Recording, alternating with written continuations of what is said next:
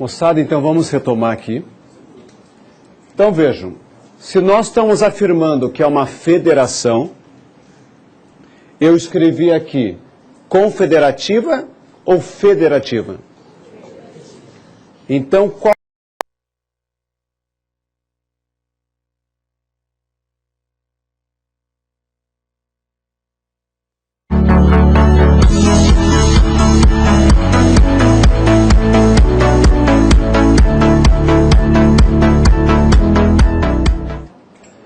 Moçada, então vamos retomar aqui.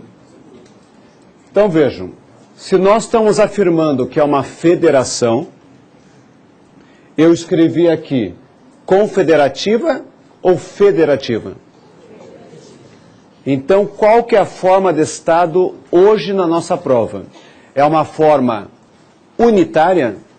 É uma forma confederativa ou é uma forma federativa de Estado? O que eu falei para vocês que era o principal que estaria na prova de vocês? As cláusulas pétreas. O que é para a prova a forma federativa de Estado? Cláusula pétrea. Então não podemos deixar de anotar isso aí. A forma federativa de Estado é a primeira cláusula pétrea da aula.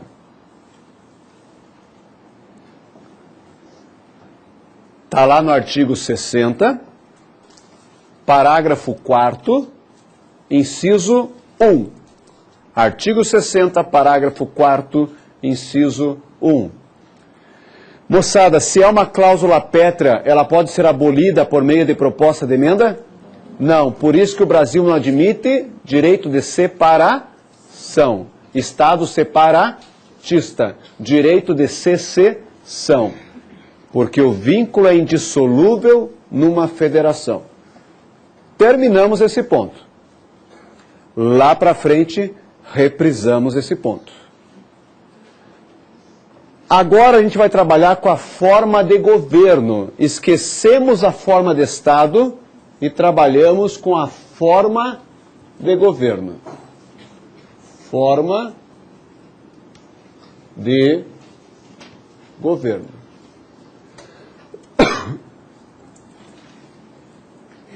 Então, moçada, qual que é a forma de governo hoje na Constituição? É república ou monarquia? República. Então, colocamos aqui, ó, a forma de governo é república. Eu falei república ou eu disse República Federativa do Brasil? Se cair na prova República Federativa do Brasil, é forma de... Porque lembra, se o examinador colocar só República, é forma de governo. Então, cuidado da sutileza na prova, tá? República Federativa do Brasil é uma coisa, só República é outra totalmente distinta. Então vocês definiram que hoje nós somos uma república. Nós vamos anotar o seguinte, a esperteza de vocês. Até hoje, o Brasil teve 8 constituições. 8. A primeira, monárquica, e as 7 posteriores, republicanas. Então me digam, quantas republicanas nós temos até hoje? 7. Então vocês vão colocar essa conta aí, ó. 7 é igual a 6 mais 1. Esse 1 é a nossa Constituição de 88 atual. Atenção agora. As 6 republicanas anteriores tinham a república como cláusula pétrea. Então, na prova, o que fez a Constituição de 88? Retirou o status de cláusula pétrea da República. Então, vou repetir. As 6 anteriores colocavam aqui no texto a República como cláusula pétrea. A Constituição de 88 veio e retirou o status de cláusula pétrea da forma de governo republicana. Menos de 1% lembrará dessa. Vocês vão lembrar. Moçada, então vamos definir. A república hoje, a forma de governo republicana, é uma cláusula pétrea expressa no texto? Qual que é a palavra que eu frisei agora? Expressa, certo? É expressa? Não, porque não está aqui escrito. Mas é uma cláusula pétrea implícita. Olha a palavrinha. É uma cláusula pétrea implícita. Pressupõe que seja. Está implícito que seja uma cláusula pétrea. Por que não é expressa? Porque não está escrito aqui expressamente. Mas para a prova, é uma cláusula pétrea implícita. Puxa vida, eu tenho que lembrar isso? Sim. Expresso porque está escrito aqui. Se não está escrito aqui, nós vamos dizer que é uma cláusula pétrea implícita. Quem que escreveu sobre isso? O examinador adora isso aí. O ministro do Supremo hoje, o professor Gilmar Mendes, professor da nossa matéria. Então, quem quiser colocar, segundo o professor Gilmar Mendes, a república é uma cláusula pétrea, mas implícita.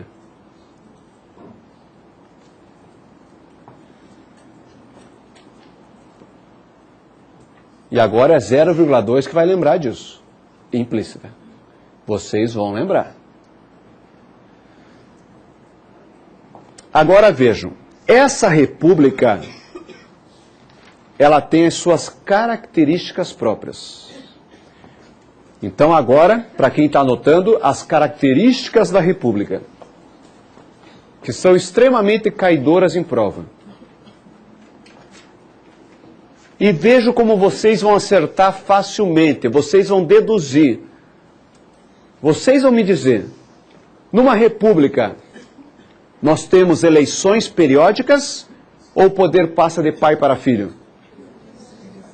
Então me digam, numa república, nós temos eletividade ou hereditariedade? Então, primeira característica, eletividade. Se cair na prova hereditariedade, é monarquia. Então, eletividade. Eleições periódicas. Moçada, se as eleições são periódicas, não tem que ser de período a período? O que lembra isso na prova? Período a período tem eleição? Mandato. Tem que cumprir mandato no país.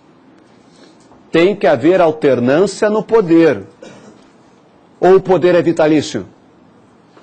Então, qual que é a resposta?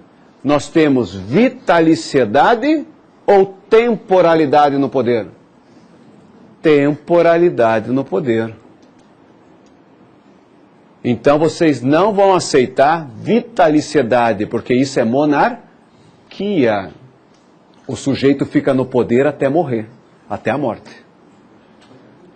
Então, qual que é a primeira? Eletividade, temporalidade no poder, alternância no poder. Por isso que o nosso presidente Lula não pôde assumir o terceiro mandato consecutivo. Tem que alternar-se no poder. Agora vejam. Numa república, moçada, então nós elegemos nossos representantes? Sim ou não?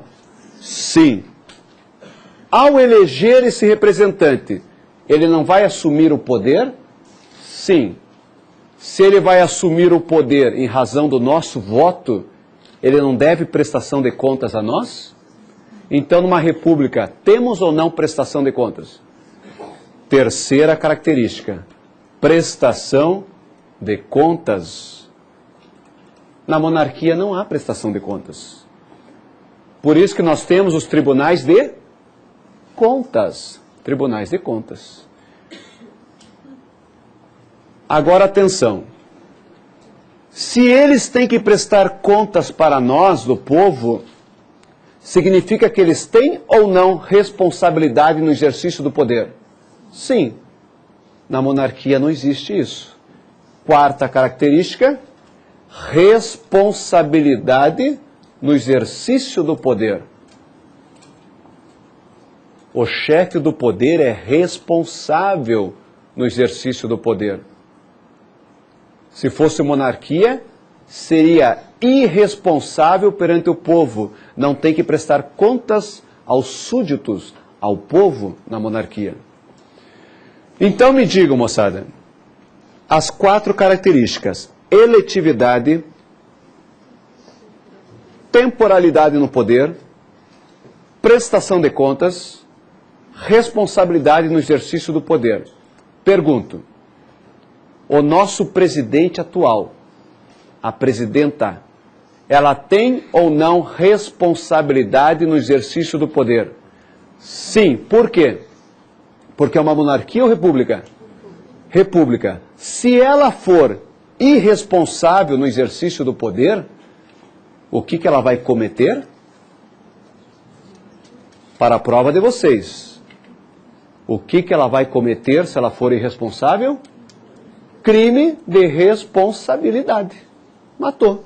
Vai cometer um crime de responsabilidade previsto no artigo 85 da nossa Constituição. O artigo 85 diz: são crimes de responsabilidade do presidente da República todos os atos que atentem contra a Constituição. Então, se ela for irresponsável, como o nosso presidente Collor foi, vai sofrer um processo de impeachment por crime de responsabilidade. Então, o presidente sofrerá o tal famoso processo de impeachment, o tal processo de impedimento, e poderá perder o cargo. Então, quantas características nós vimos? 4. O examinador vai questionar: como são chamadas essas características da forma de governo republicana? Vamos anotar? São chamados de princípios constitucionais sensíveis. E aqui não tem palavra sinônima. Princípios constitucionais sensíveis.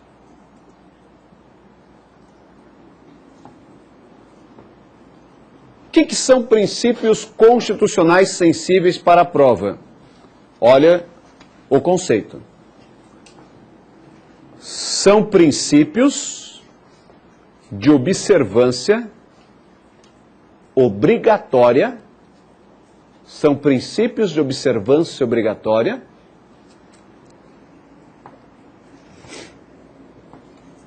pelos estados e pelo Distrito Federal.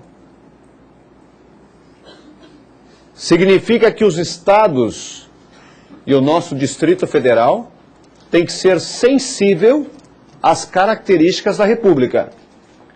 Devem observar as características e atendê-las. Então vamos ver se vocês compreenderam.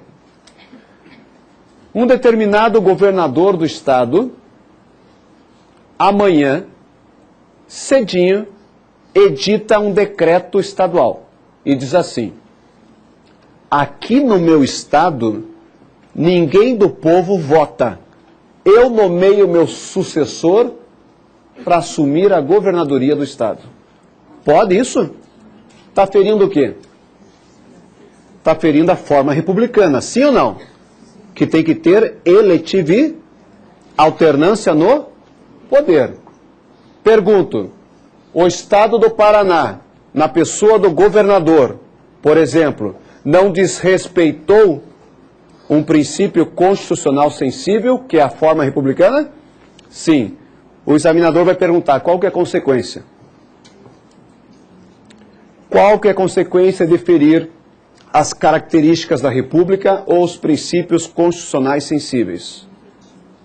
Alguém disse aí? Intervenção federal também. Então, se ferir as características da República, se ferir um princípio constitucional sensível na prova, intervenção federal. Período no qual não cabe? emenda a Constituição.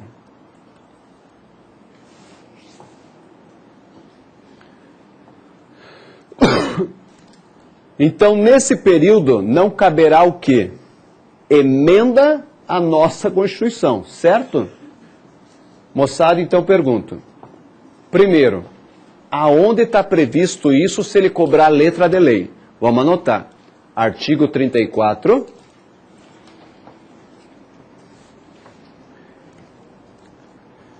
Inciso 7º. A linha A. Lá na linha A vai estar escrito forma de governo republicana. Vocês vão olhar em casa. Atenção então, pergunto. No período de intervenção federal, poderá haver emenda à Constituição? Não. Vai engessar a nossa Constituição? Sim. A nossa injeção não poderá ser alterada, modificada nesse período. Olha o que eu disse. Vai engessar a Constituição e, por consequência, vai engessar o quê? O nosso Estado federal, a nossa federação, o nosso país. Olha o que eu vou dizer agora. Vamos ser mais espertos que todos, moçada. A nossa Constituição, ela deve ser alterada sempre de acordo com a evolução da sociedade. Se a sociedade evolui, a tendência é que isso aqui modifique. Nós não podemos ficar estagnados no retrocesso. É ordem e progresso, é o que diz a bandeira. Então a sociedade evolui, nós temos que evoluir também e reformar o texto. Temos ou não hoje casamento entre pessoas do mesmo sexo? Sim. A sociedade evoluiu, a Constituição teve que evoluir também e a interpretação do Supremo também. Temos ou não hoje a marcha da maconha? Sim. A mentalidade da população evoluiu, a Constituição teve que evoluir e aceitar, e o Supremo entendeu por 8-0 que a marcha da maconha é totalmente constitucional. Temos ou não a marcha das vadias? Sim. A sociedade evoluiu e a Constituição também. Vejam, moçada, então a nossa Constituição tem ou não que evoluir de acordo com a sociedade? Sim. A pergunta é, então ela é uma Constituição histórica ou é dogmática? Dogmática, essa é a resposta. Então vamos anotar. A nossa Constituição atual é dogmática. Ou seja, é uma Constituição que evolui de acordo com a evolução da sociedade. Pergunto, moçada, vamos raciocinar. Se tiver intervenção federal no país, isso vai ser bom ou ruim? Ruim por quê? Porque a sociedade vai evoluir e a nossa Constituição vai ficar engessada, paradinha. Essa é a tendência? Não. Nós não queremos isso. Então, na prova, intervenção federal é algo normal ou excepcional? Então, lembrar disso. Intervenção federal é algo excepcional. Por que é excepcional? Pois nesse período não caberá emenda à Constituição. E isso não é bom, porque a sociedade vai evoluir e ela vai ficar paradinha, estagnada, enquanto muita coisa rola por aí. Vou repetir, moçada.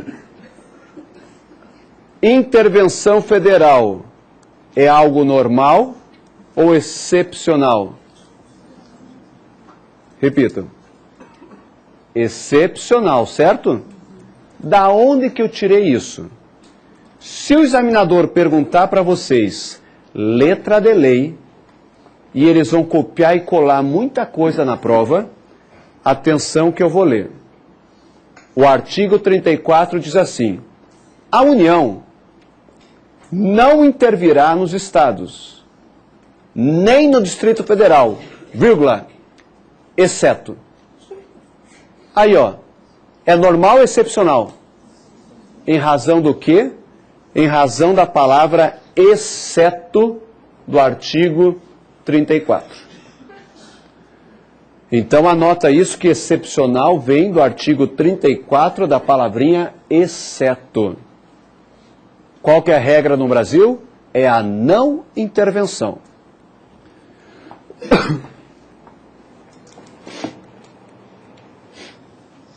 E daí, dúvidas?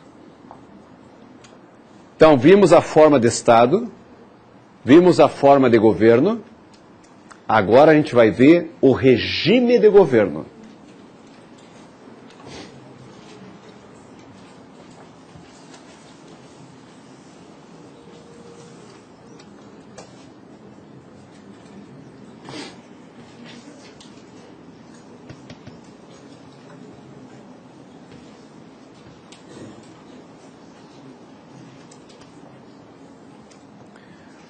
Moçada, oi? Quem perguntou? Diga. Os princípios constitucionais sensíveis não são aplicados aos municípios? Olha o que ela disse, a pergunta dela. Os princípios constitucionais sensíveis não são aplicados aos municípios também? Eu só citei estados e Distrito Federal. Não. Então, dentro desse conceito, se cair na prova, princípio constitucional sensível só tem a ver com estados ou Distrito Federal. Mas atenção, não significa que um prefeito não tenha que cumprir a forma republicana e suas características. Mas na prova, princípios constitucionais sensíveis são de observância obrigatória somente pelos estados e Distrito Federal. Por quê? Porque quem criou essa teoria foi um professor famoso chamado Pontes de Miranda, e ele não quis incluir município e ficou. Tá bom? Inclusive, moçada, nem Distrito Federal estava no bolo. Só estava os estados. Só estavam os estados. Daí o Supremo Tribunal veio e disse, vamos incluir o Distrito Federal também. Olha aqui no quadro, moçada, eu escrevi forma de governo ou regime de governo? Será que a gente pode, no nervosismo, confundir? Sim. Eu escrevi sistema de governo ou regime de governo? Então, cuidado as palavrinhas. Não é forma de governo, não é sistema de governo, é regime de governo. Qual que é o nosso regime de governo hoje? É presidencialismo ou parlamentarismo? Nenhum nem outro. Eu falei sistema de governo ou regime de governo? Então, eu queria induzir o erro de vocês. Se for sistema de governo, é presidencialismo ou parlamentarismo. Se for forma de governo, é república ou monarquia. E se for regime de governo, é oligarquia ou democracia? Então, democracia. Que é o poder para o povo e pelo povo. Puxa vida, mas seria subestimar a inteligência de todos vocês. Desde o primeiro grau, desde o segundo grau do ensino médio, desde a faculdade, é óbvio que vocês sabem que nós somos um Estado democrático, uma democracia. Então não é assim que vai cair. O examinador vai perguntar assim, que democracia é essa? Democracia direta, indireta, representativa, participativa, semidireta? Então é isso que a gente vai ver. Então vejam, tivemos recentemente várias passeatas, várias manifestações populares. E o que a gente mais ouvia e a mídia cobria? Todo poder emana do povo. Mas ninguém completava a frase. A mídia só colocava todo poder emana do povo. Então nós vamos ser espertos, já que está na mídia isso, questão de atualidade, e vamos anotar o artigo certinho. Parágrafo único do artigo 1º. Parágrafo único do artigo 1º. Eu vou para lá e vou ler para vocês. Então só presta atenção. Diz assim: todo o poder emana do povo, vírgula, que o exerce por meio de representantes eleitos. Me digam, quando eu vou na urna e voto e elejo, esse cara não vai exercer o poder em meu nome? O poder não vai ser exercido por representantes eleitos? Que democracia é essa? Que democracia é essa que o povo exerce o poder indiretamente? Essa é a democracia indireta. Então anota indireta. Só que a Constituição não para por aí. Então presta atenção, diz assim: que exerce o poder por meio de representantes eleitos ou diretamente. Ou diretamente. Que democracia é essa? Direta.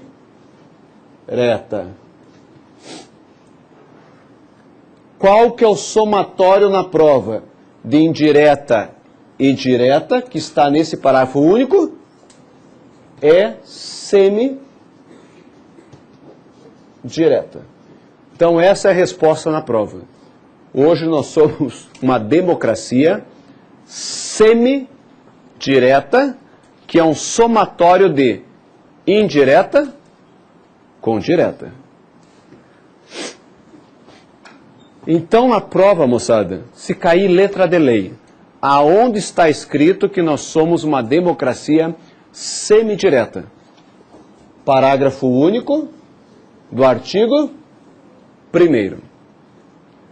E mais uma vez eu digo, é menos de 1% pela nossa experiência como examinador que vai acertar essa. E ela tem um sinônimo. A semidireta é chamada de participativa. Eu coloquei participativa ou representativa? E muita gente no nervosismo lá troca participativa com representativa. Vocês não vão trocar. O que seria representativa na prova? Sinônimo de indireta. Hoje o Brasil é só indireta? Não, é um somatório com direta. Puxa vida, mas o que é direta? O que seria na prova a tal democracia direta? O que seria o povo exercendo diretamente o poder? É o que nós teremos esse ano.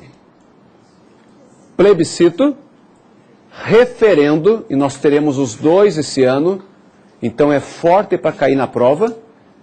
Plebiscito, referendo e iniciativa popular. Então, plebiscito, referendo, iniciativa popular. Então nós temos uma grande chance de ter ainda esse ano um novo plebiscito e um novo referendo.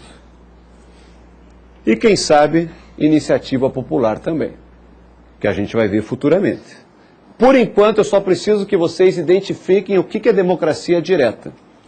Alguma dúvida?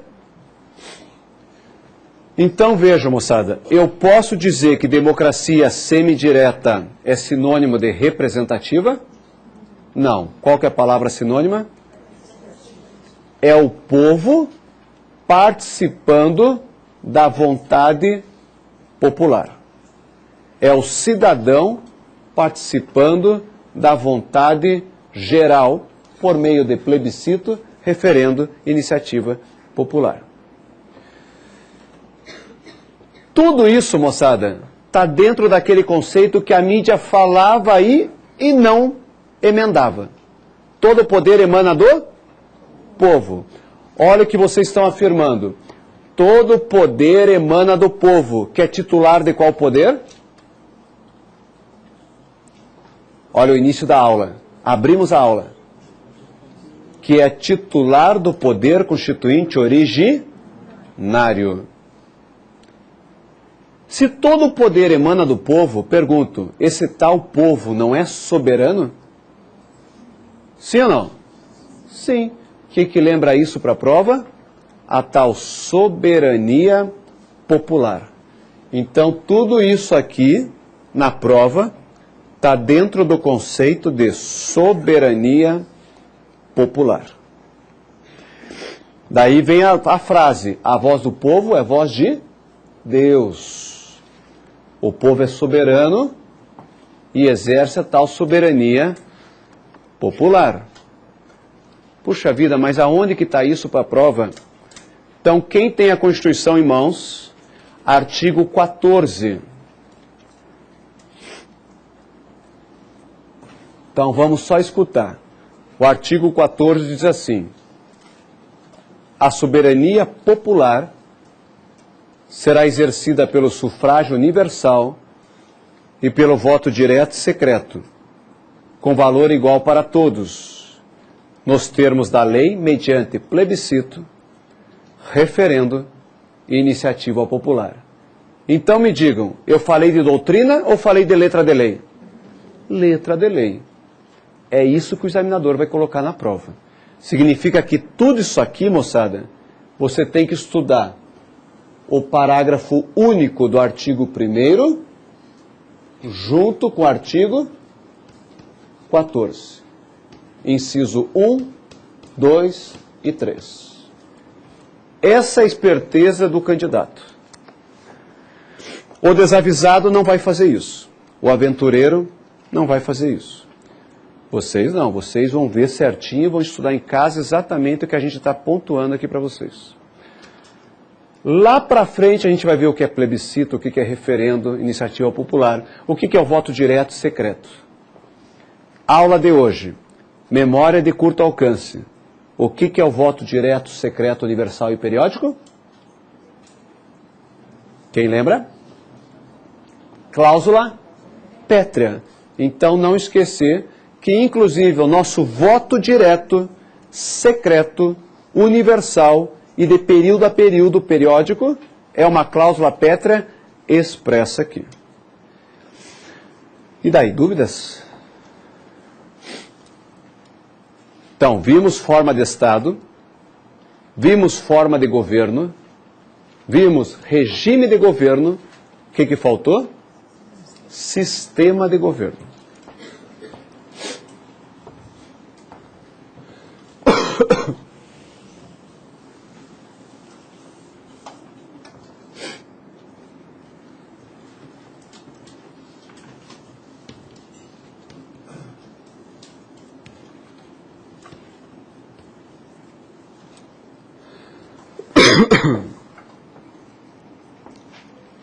Então, qual que é o nosso sistema de governo?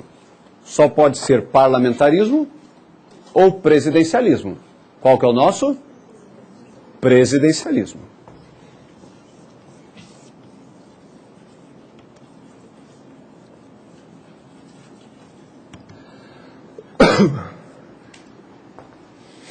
Moçada, a esperteza de novo. Quando cai presidencialismo na prova, quando cai sistema de governo na prova, vocês vão lembrar do quê? Separação dos poderes. Separação dos poderes. Quais poderes? Quais seriam? Poder legislativo, poder executivo e poder judiciário. Me digam, esses poderes aí, eles são independentes entre si ou interdependentes? Qual é a resposta? Independentes ou interdependentes? Independentes entre si. Então vamos anotar que eles são independentes. Se cair interdependentes, está errado. Por que está errado falar interdependentes? Porque isso é parlamentarismo. No parlamentarismo são interdependentes. No presidencialismo são independentes. Independentes e harmônicos entre si. Na ditadura não havia harmonia, mas no Estado democrático de direito, há harmonia. A pergunta é, onde é que nós temos que diz que os poderes da União são independentes e harmônicos entre si? Está exatamente no artigo 2º da Constituição.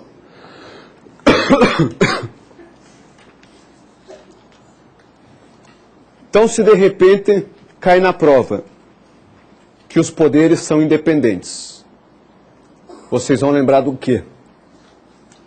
Por que são independentes? Porque o sistema de governo é presidencialista. Nós temos um presidencialismo. Desde quando?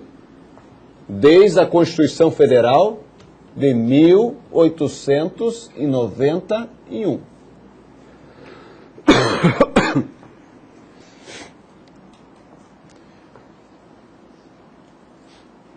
Então vejam, eu coloquei ali separação dos poderes e coloquei que os poderes são independentes e harmônicos entre si. Quem lembra? O que é a separação dos poderes? Cláusula pétrea. Está lá no artigo 60, parágrafo 4º, inciso 3. Artigo 60, parágrafo 4º, inciso 3. Fala expressamente que separação dos poderes é uma cláusula pétrea expressa. Então pergunto, se a separação dos poderes é uma cláusula pétrea expressa, pode ser abolida? Não. A independência dos poderes pode ser abolida? Não também. Essa é a mentalidade para a prova. Então a independência não pode ser abolida por meio de proposta de emenda.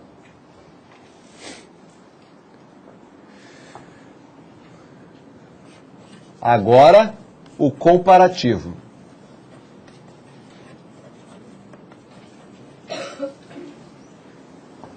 Primeira coisa, nós somos um Estado parlamentarista?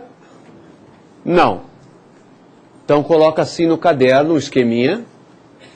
Parlamentarismo, poder executivo e poder legislativo. Vejam que eu não coloquei o judiciário, o poder para o qual vocês vão fazer a prova. Há alguma razão de ser? Então olha ali, moçada. Parlamentarismo. Quem lembra? Eu falei que no parlamentarismo os poderes são independentes ou interdependentes? Interdependentes. Mas quais poderes que eu citei? Só o executivo e o... Por que eu não citei o judiciário? Essa é a pegadinha na prova. Por que eu não citei o poder judiciário, que é o concurso de vocês? Então vamos à desperteza. Seja parlamentarismo, seja presidencialismo, o poder judiciário será sempre independente. Nunca será interdependente. Então, seja parlamentarismo, seja presidencialismo, o poder judiciário sempre será independente. O judiciário não muda. O que muda são os dois ali.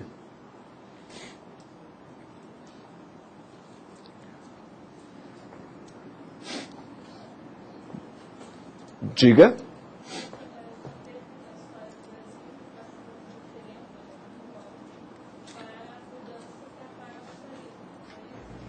Olha o que ela disse. Professor, nós já tivemos referendo para a mudança para o parlamentarismo. Veja, então não foi referendo, foi um plebiscito. Então já estancamos aí. Então não foi referendo, foi um plebiscito para a escolha da forma de governo, república ou monarquia, ou sistema de governo, presidencialismo ou parlamentarismo. Na próxima aula nós vamos ver exatamente isso, tá? Então, por enquanto, para a tua dúvida, lembrar, não foi referendo, foi um plebiscito. Veja o seguinte, quantas vezes nós fomos parlamentarismo, que eu disse? Uma vez. E a partir de quando o presidencialismo? 1891. Atenção, uma Constituição parlamentarista e 7 presidencialista. Daí veio a dúvida dela. Puxa vida, mas nós não tivemos o tal plebiscito para o parlamentarismo? Tivemos. E qual foi a decisão no plebiscito? Pela mantença do presidencialismo. Ela perguntou, seria a cláusula pétrea? Não. O entendimento, então, que o sistema de governo não tem status de cláusula pétrea. Por quê? Porque houve até a sugestão para ser abolido e criar parlamentarismo. Tá? Mas no momento oportuno a gente vai ver bem certinho a diferença. Então nós vimos a forma de Estado, nós vimos a forma de governo, nós vimos regime de governo e nós vimos sistema de governo. Atenção, qual que é a cláusula pétrea? Qual que é a única que nós vamos afirmar com toda certeza na prova que é uma cláusula pétrea expressa na Constituição? Somente a forma de Estado. Qual que é a forma de Estado atual? Federação. E qual que eu falei para vocês que é cláusula pétrea implícita? A forma de governo. Não esquecer, então, que o professor Gilmar Mendes entende que a forma de governo republicana é uma cláusula pétrea implícita. Vamos forçar a memória. A República, além de ser uma cláusula pétrea implícita, ela é um princípio também. Qual que é o nome do princípio? Princípio constitucional sensível, que se for afrontado, ocorrerá o que no Brasil? Intervenção federal, que é normal ou excepcional? E nesse período não cabe emenda à Constituição, que é algo bom ou mal? Mal por quê? Porque a nossa Constituição é histórica ou dogmática? Que deve evoluir de acordo com a sociedade. Olha, ó, vocês estão craques. Vocês estão dançando com a Constituição que não nasceu perfeita, nasceu imperfeita. E por isso que a gente tem que dançar com os artigos. Se ela fosse perfeita, ela teria uma ordem cronológica. Eu não precisaria pular de artigo para artigo com vocês. Eu não precisaria ir do artigo 1º para o 60, do 60 para o 100, do 100 para o 300. Então, moçada, vocês acham que o candidato desavisado, o aventureiro, vai estudar dessa forma? Não. Ele vai estudar uma sequência lógica, vai ler apenas a Constituição, e não é assim o método de estudo da nossa Constituição. E por que que não é? Porque nasceu imperfeita. Não é uma Constituição para chamar de sua, nossa. Daí dúvidas? Vamos pular então para outro ponto? Então vamos lá.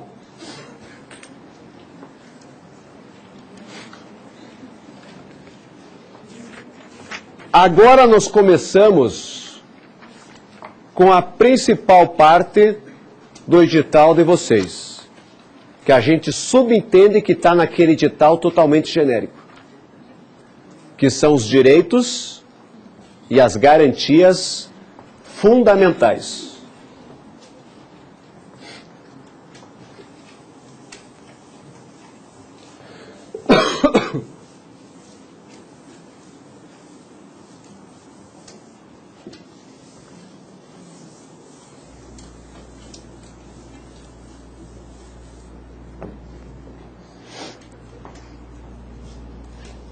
Direitos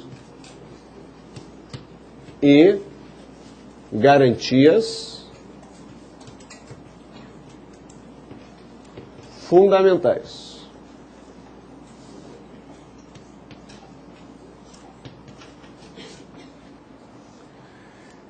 Então, moçada, quem faz concurso direto sabe que direitos e garantias fundamentais é gênero. E vocês farão a prova de português. Tudo que é gênero para a prova de português significa o quê? Tudo que é gênero tem espécies. Quais são as espécies de direitos e garantias fundamentais para a prova? Vamos lá. Direitos individuais. Direitos sociais, direitos nacionais e direitos políticos. Qualquer um pode cair? Sim, qualquer um. A pergunta é, olhem lá com atenção e vamos definir já. Qual das 4 espécies é cláusula pétrea? Os individuais, que nós vimos antes do intervalo. Então, somente os individuais são cláusula pétrea expressa. Aonde que está isso? Vamos anotar. Artigo 60, parágrafo 4º, inciso 4. Lembra que eu falei para vocês fundamentais ou individuais? Individuais. Se ele falar na prova fundamentais, ele está generalizando. Vocês vão dizer que só esses são cláusulas pétreas. Então nós começamos por eles. Então a gente vai estudar a parte geral. O que pode cair de parte geral para vocês? Primeiro, direito é a mesma coisa que garantia? Não. Caminham de mãos dadas, sempre juntinhos, mas têm significados distintos. Direito é uma coisa na prova, garantia é outra totalmente distinta. Qual que é o melhor conceito de direito fundamental para a prova? Vocês vão usar só uma palavrinha, uma palavra. Direitos são bens. Direitos são bens. São bens em si mesmo. Os direitos são bens em si mesmo. Exemplo. Vocês têm direito à vida? Sim, a vida é um bem em si mesmo. Vocês têm direito à propriedade? Sim, a propriedade é um bem em si mesmo. Vocês têm direito à honra, à privacidade, à intimidade. Tudo isso é um bem em si mesmo na prova. Pronto, matou o conceito. Agora, o que é garantia? Caiu garantia na prova, lembra essa palavrinha aqui. Garantia é proteção. As garantias são instrumentos de proteção. Instrumentos de proteção do quê? Dos direitos fundamentais. As garantias são instrumentos de proteção dos direitos fundamentais meus, seus, pessoas físicas e da pessoa jurídica. Atenção que eu vou dizer. A todo direito, obrigatoriamente, corresponde uma garantia que o protege.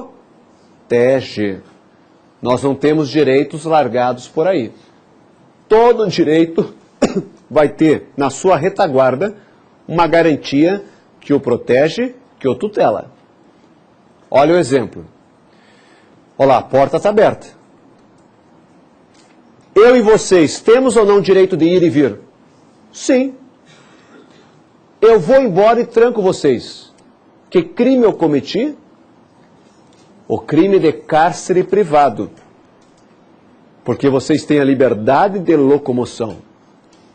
Qual que é a garantia que protege o teu direito de ir e vir, que foi cerceado por uma prisão ilegal? Habeas corpus. Então, o habeas corpus é um direito ou uma garantia? É uma garantia que protege um direito individual de ir e vir, ficar, permanecer.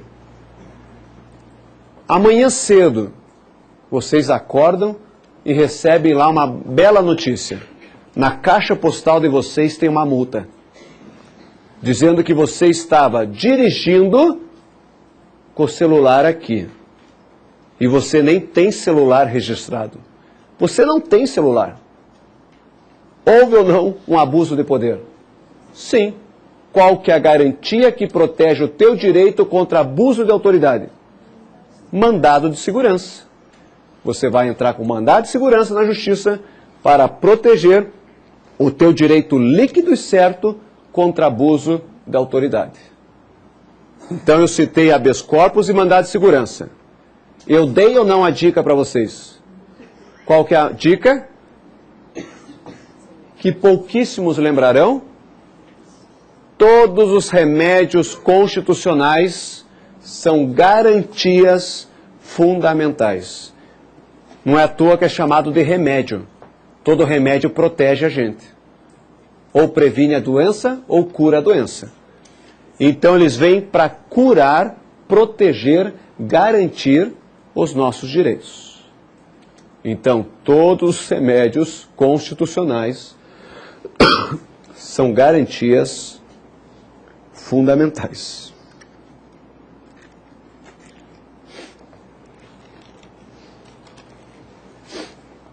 Outra questão importante sobre a parte geral.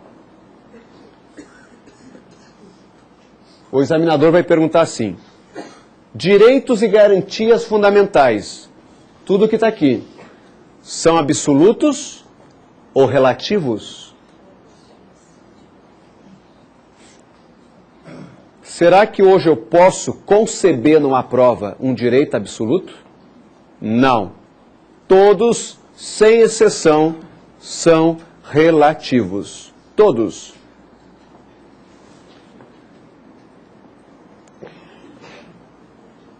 Puxa vida, até a minha vida, que é o bem mais supremo, é relativo? A tua vida é relativa? Sim. Nem a tua vida é absoluta. Por quê? Porque o Brasil admite pena de morte. No caso de guerra declarada, se o Brasil tiver guerra declarada, nós teremos pena de morte aqui, regulamentada em lei. Qual é a pena de morte? Fuzilamento. Se é fuzilamento, qual que é a arma de fogo obrigatória? Fuzil, arma pesada. Então o Código Penal Militar já regulamentou a pena de morte no Brasil. Ou seja, a tua vida além útero, a tua vida extrauterina, ela não é absoluta. E pergunto, e a vida intrauterina, a vida do feto, é absoluta? Não, porque o Brasil admite o aborto. risco de morte para a mãe gestante, vítima de estupro e feto anencefálico. Então, nem a vida extrauterina nossa aqui e intrauterina é absoluta no Brasil. Se nem a vida é absoluta, o que dirá os demais direitos?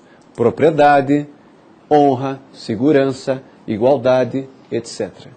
Então, moçada, nós não temos hoje direitos e garantias fundamentais absolutos. Na ditadura nós tínhamos, porque o Estado era absolutista. Hoje o Estado é absolutista? Graças a Deus, não. Hoje o Estado é autocrático ou democrático de direito?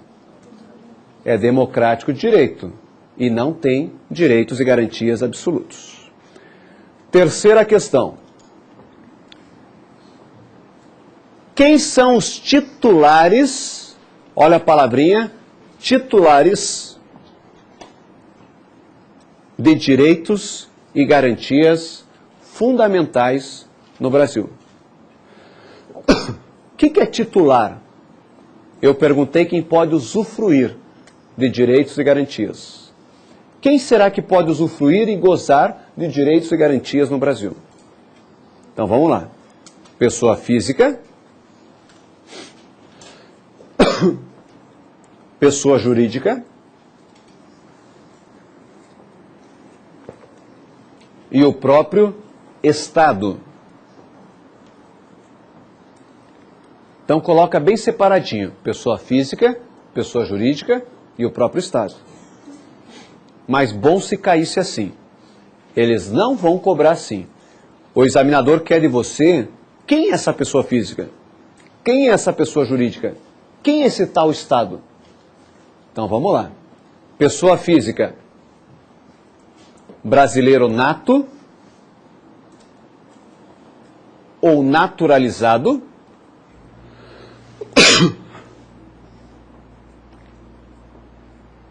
estrangeiro, residente ou não no país. Então, brasileiro nato ou naturalizado, estrangeiro, residente ou não no país. Moçada, quem que é esse não residente no país?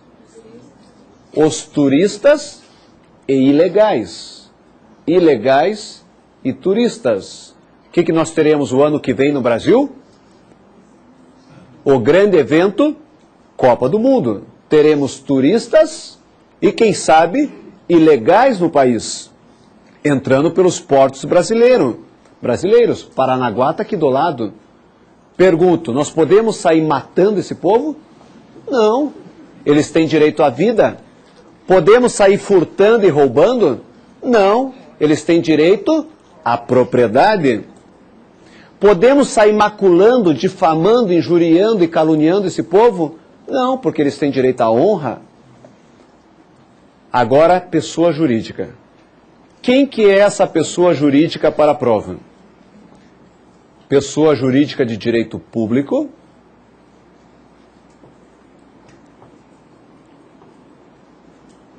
ou pessoa jurídica de direito privado?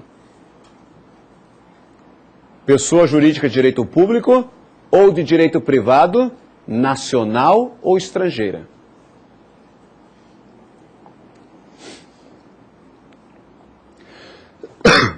Então, o curso Professor Luiz Carlos é uma pessoa jurídica de direito privado. A União, os estados, Distrito Federal e municípios são pessoas jurídicas de direito público.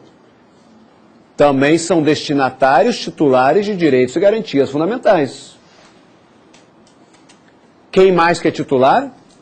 O próprio Estado. Atenção.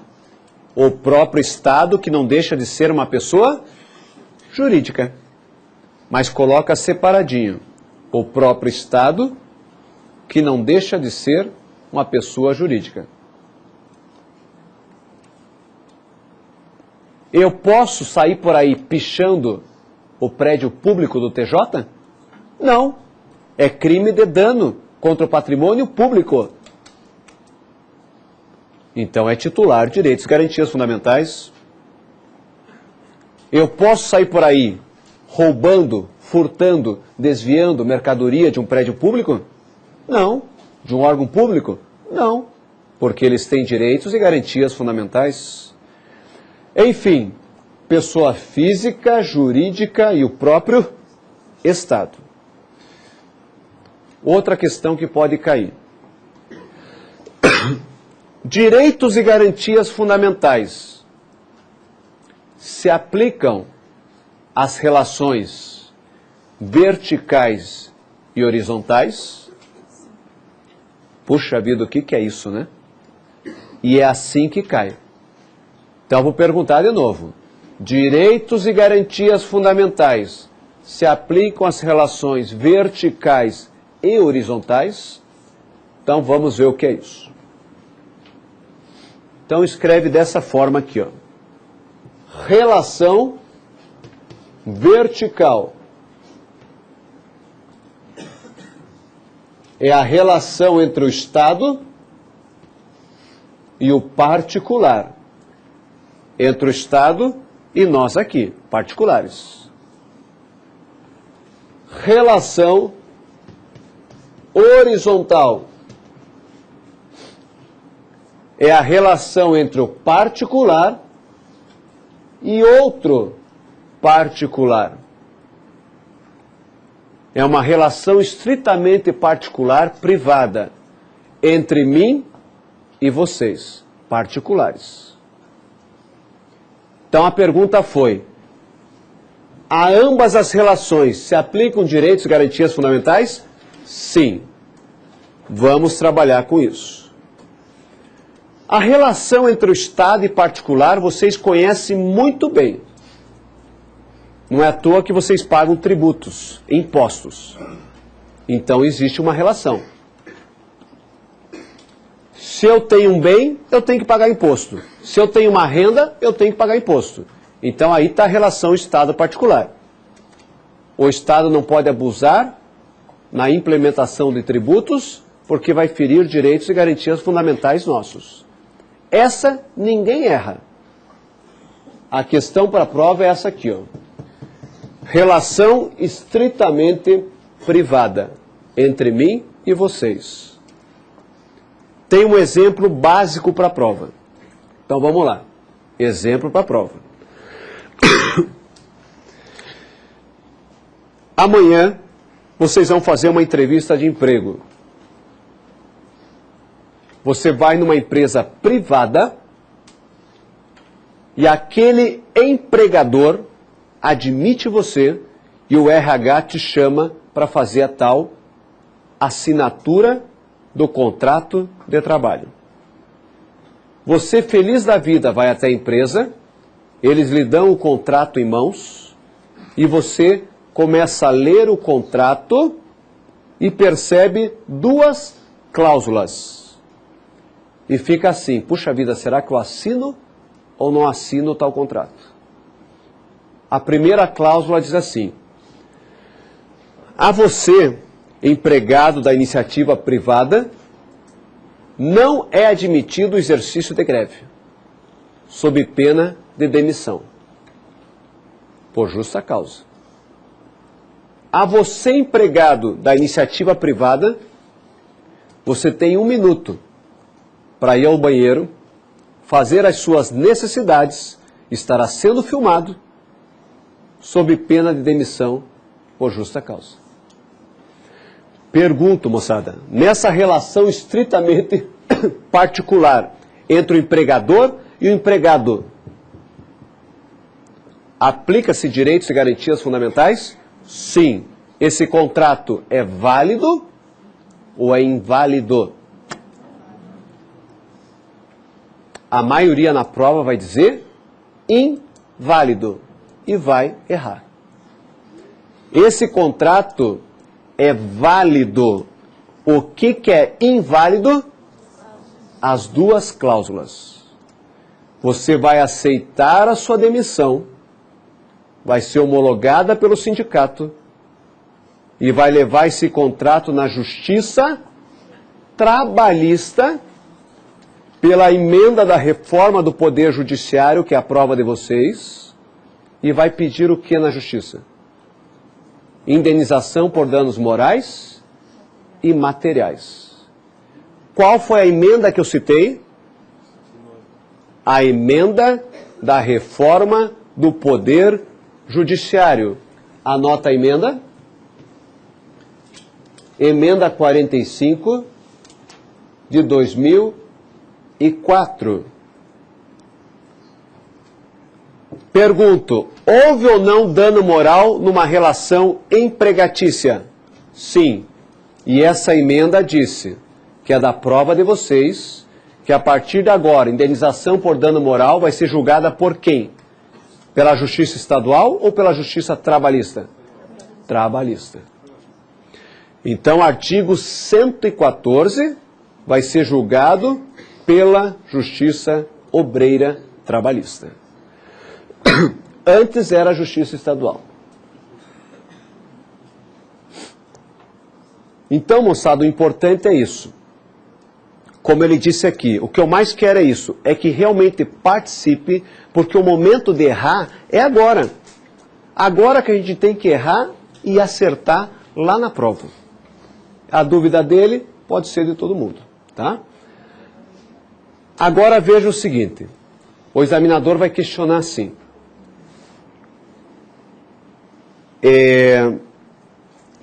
Pode haver conflito de direitos e garantias fundamentais? Será que nós podemos conceber no Brasil conflito, confronto, colisão de direitos e garantias fundamentais? A resposta só pode ser sim ou não? Sim. Mas o que é isso? Então vamos lá. Pode haver perfeitamente conflito. Pode haver. Agora a gente vai ver o que é um conflito de direitos e garantias fundamentais. Então eu vou dar um exemplo banal para vocês. Digamos aqui a colega aqui da frente. Digamos que ela seja jornalista. Se ela é jornalista, ela é ou não profissional da imprensa? Sim. Se ela é um profissional da imprensa, ela tem ou não a liberdade de imprensa? Sim. Aonde que está assegurada a liberdade de imprensa dela? Aqui. Na maior lei do país. Se ela é jornalista, ela tem ou não a liberdade de informar? Sim. Ela tem ou não a liberdade de opinar? Sim. Aonde estão esses dois direitos? Aqui, ó. Eu, pessoa comum do povo, e vocês, temos ou não direito à honra? Sim. Direito à privacidade? Sim. Direito à intimidade? Sim. Direito à imagem? Sim. Aonde estão esses 4 direitos nossos? Aqui também. Ela tem direito e vai invocar em seu favor e está aqui. Eu tenho direito e vou invocá-lo em meu favor e está aqui. Alguém está errado? Não. A Constituição assegura ambos os direitos para nós aqui. Ninguém está errado. Surgiu o conflito. Esse é o conflito. Ela invoca um em seu favor, eu invoco um em meu favor. Puxa vida, se é um conflito, moçada, alguém tem que resolver. A pergunta na prova é, quem vai dirimir um conflito de direitos e garantias fundamentais? Vocês vão fazer a prova para qual poder? Então somente será resolvido, dirimido perante o poder judiciário.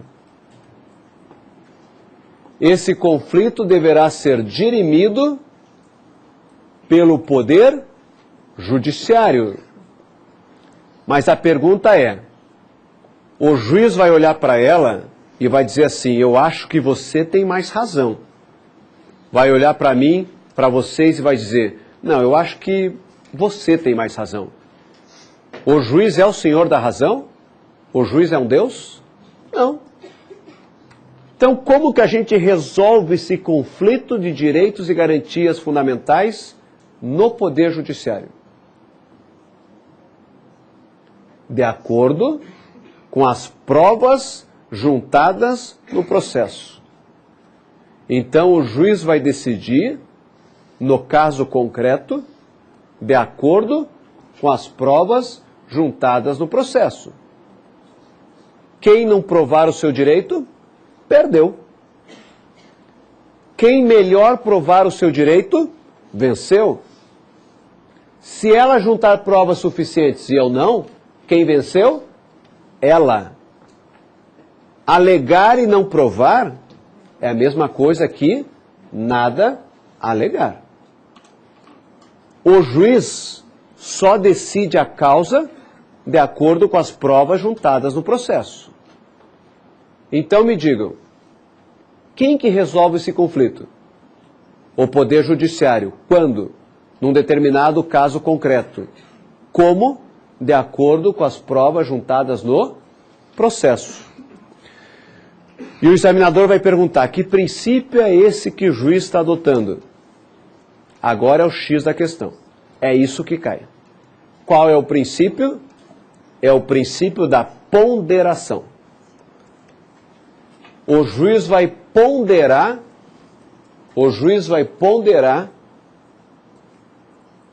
qual direito deve prevalecer no caso concreto. Então o juiz vai ponderar qual direito deve prevalecer naquele caso concreto, o meu ou dela. E vai prevalecer qual? Aquele que estiver melhor provado no processo. E daí, dúvidas? Agora, moçada, me digam, olha aqui no quadro, entre o interesse público e o interesse particular, qual que prevalece na prova?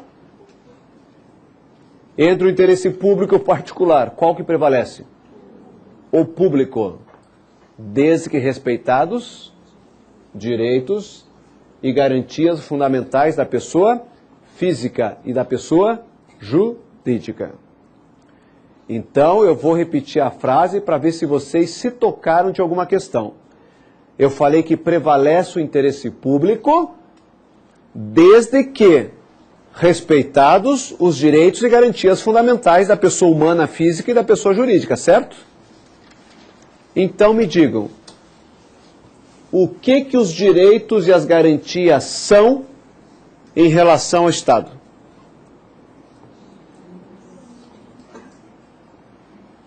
E é menos de 1% que vai lembrar.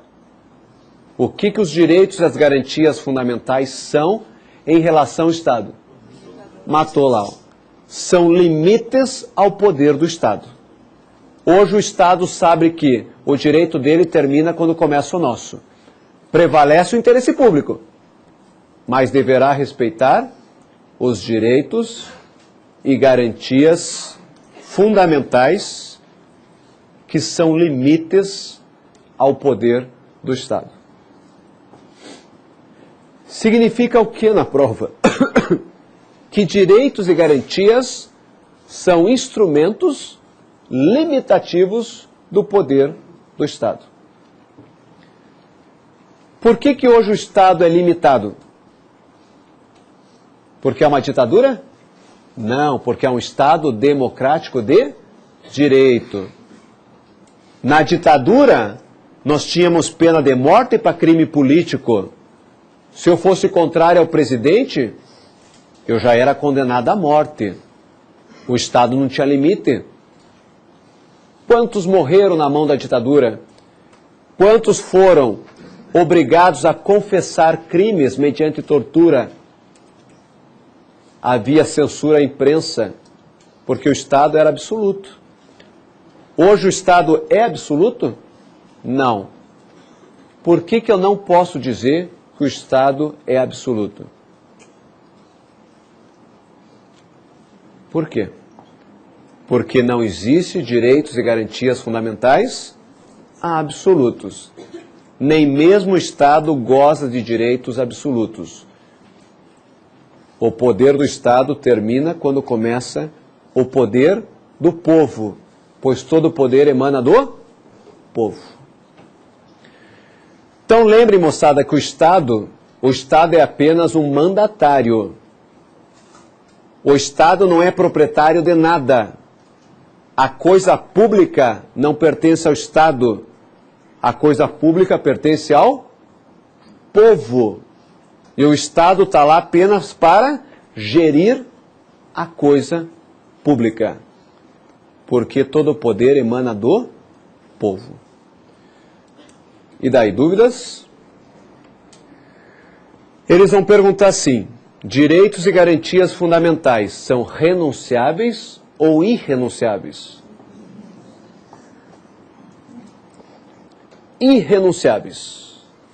Irrenunciáveis. Mas toda regra tem exceção. Eu já vi exceções em prova. Então nós vamos ser espertos. Se o examinador colocar na prova, direitos e garantias fundamentais são irrenunciáveis, certo ou errado? Certo. Se ele excepcionar, tem pegadinha. Então atenção.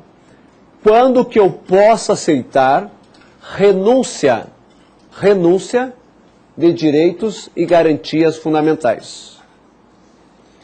Somente se ele citar duas palavrinhas na prova.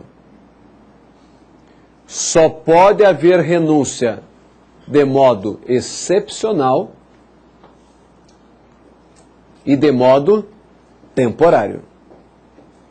Só pode haver renúncia de modo excepcional e de modo temporário. Exemplo, nós temos vários programas por aí de reality show.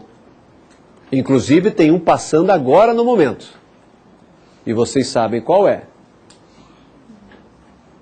Esses participantes assinaram com aquele meio de comunicação o quê? Que eles estariam renunciando temporariamente e excepcionalmente o direito de ir e vir, cercados por todos os lados. Em situação normal seria crime de cárcere privado. Câmeras por todos os lados, inclusive no banheiro, fazendo as suas necessidades. Eles estão renunciando temporariamente e excepcionalmente à privacidade, à intimidade, à honra e à imagem. Mas eles assinarem contrato? Sim. De modo temporário ou de modo permanente? Temporário apenas durante o programa. Pergunto, terminou o programa, aquele meio televisivo pode colocar a imagem do sujeito e escrever sobre o sujeito sem autorização expressa dele? Não. Porque tem que ser algo temporário e excepcional. Se fizerem algo sem autorização de cada participante, o que vai gerar? Indenização por danos morais e danos patrimoniais, talvez. Então, compreenderam quando que pode haver renúncia na prova? Tem que esperar o examinador dizer, de modo excepcional e temporário. Temos alguns minutinhos. Nós vamos direto para a parte especial. Então, veja, nós temos 10 minutinhos. Nós vamos ver agora, começar com a parte especial dos direitos e garantias fundamentais. Aonde começa isso para a nossa prova? Começa no artigo 5º. Acredito que se cair 4 questões na prova da nossa matéria, uma será do artigo 5º. E só no artigo 5º nós temos várias cláusulas pétreas, que eu falei que vai estar na prova de vocês. Então o artigo 5º diz assim, a cabeça do artigo diz assim, todos são iguais perante a lei,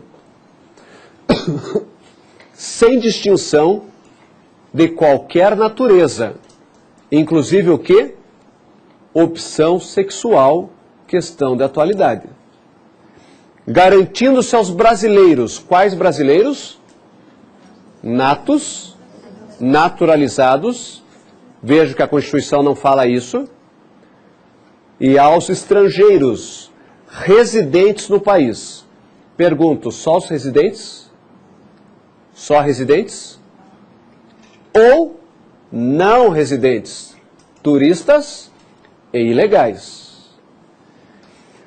A inviolabilidade do direito à vida, à liberdade, à igualdade, à segurança e à propriedade. Quantos eu citei? 5. Então, atenção. Eu vou repetir porque é fundamental para a prova. Quantos direitos eu citei? Vida, liberdade, igualdade, segurança, propriedade. Primeiro você tem que decorar esses 5. Não tem como fugir. Se cair qualquer um desses 5 na prova, somente eles são chamados de direitos fundamentais básicos. Esses são os básicos na prova. Direitos fundamentais básicos. E tudo que é básico tem o quê?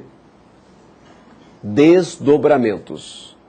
Tudo que é básico tem os seus desdobramentos. Quais seriam os desdobramentos para a prova? Os 78 incisos do artigo 5º. Pode cair os 78? Pode cair qualquer um deles. Ou seja, da decoreba nós não fugimos. Tem que pegar um sábado lá e ler sem pressão alguma todo o artigo 5º e os 78 incisos. Ali estão os desdobramentos. É lógico que a gente vai pontuar os incisos para vocês. Senão não teria por que fazer um cursinho. Eu vou passar aqueles que mais caem em prova para vocês, porque nada se cria, tudo se copia. O que seria um desdobramento para a gente finalizar a aula? Então a primeira pergunta é, a liberdade, moçada, é um direito fundamental básico? Então tem desdobramento? Sim. Olha aí. Liberdade de ir e vir. Liberdade de opinar. Liberdade de informar. Liberdade de crença religiosa. Liberdade de reunião. Liberdade de associação. Compreenderam? Agora, propriedade. É básico ou não? Propriedade de bem imóvel. Propriedade de bem imóvel. Propriedade de bem imaterial. O que é isso? O que é um bem imaterial que não tem matéria, que eu não possa tocar? Direitos autorais. A propriedade sobre direitos autorais. Direito à vida. A vida é básico? Sim. Vedação à eutanásia. Vedação à pena de morte a situações normais. Vedação à tortura, pois torturado o sujeito pode ser levado a óbito. Vedação a tratamento desumano e degradante. A segurança é básica ou não? Sim. Segurança de bens públicos, segurança de bens privados, segurança da sociedade, segurança do próprio Estado e assim por diante. Compreenderam os desdobramentos? Igualdade, moçada. Qual que seria o desdobramento da igualdade? Igualdade entre homens e mulheres. Igualdade entre brasileiro nato e naturalizado. Igualdade entre empresa de pequeno, médio e grande porte, etc. Daí dúvidas? Então, terminamos a aula. Até a próxima. Obrigado, moçada.